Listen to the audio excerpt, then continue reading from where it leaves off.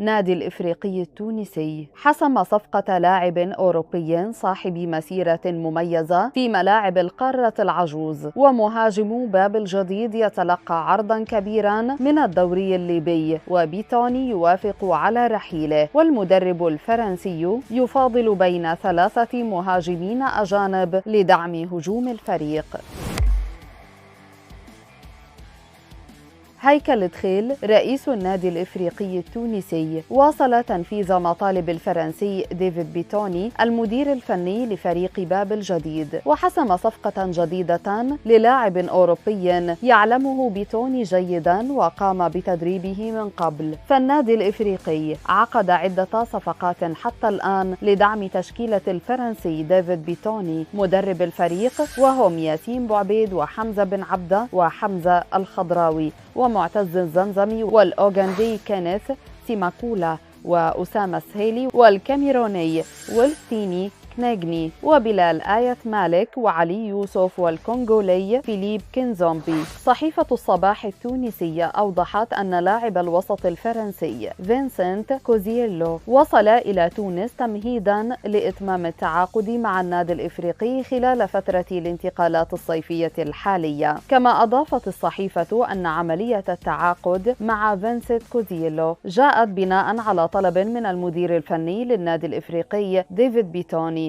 الذي سبق وتولى تدريب كوزييلو في وقت سابق عندما كان لاعبا بمنتخبات الشباب والناشئين الفرنسية. ويمتلك لاعب الوسط الفرنسي فينسنت كوزييلو صاحب 28 عاما مسيرة احترافية مميزة، حيث سبق له اللعب لفريق نيس الفرنسي وناسيونال البرتغالي بجانب تجربة أخرى في الدوري الألماني مع فريق كولن. وفي جانب آخر أنهى النادي الإفريقي برئاسة هيكل دخيل ملف لاعبه الغيني الاستوائي فريدريكو بيكورو بعد فسخ العقد بالتراضي بين الجانبين، خاصة أن اللاعب انقطع عن تدريبات فريق باب الجديد منذ انطلاق التحضيرات للموسم الجديد 2024-2025، وسيدفع فريدريكو بيكورو 150 ألف دينار للنادي الإفريقي كقيمة الموسم المتبقي في عقده من أجل الرحيل عن الفريق، بعد أن فجر اللاعب الغيني الاستوائي أزمة مع اقتراب الموسم الماضي من نهايته، حيث انقطع عن تدريبات الفريق التونسي. وخضع لاعب منتخب غينيا الاستوائية للتحقيق بعد عودته إلى تونس،